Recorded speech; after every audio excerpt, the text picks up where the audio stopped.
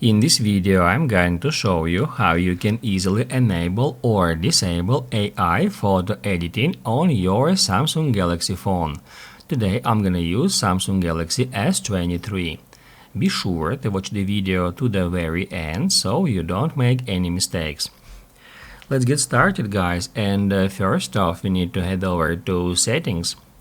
The easiest way to do so is just swipe down from the top of the screen and then just tap right here at that gear.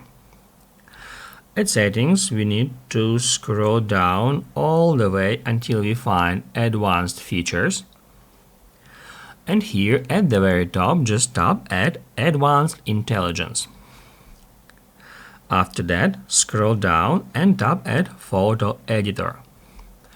That's where at the very top we'll find this switcher, and to activate AI photo editing on your device you need to activate this option. And basically now if we head over to gallery, we'll be able to edit any picture. Unfortunately, I do not have many pictures here. However, we can, let's say, edit that one. So first off, we need to tap right here to activate edit mode, and now we can see here that icon. I can just tap on it to activate AI photo editing mode.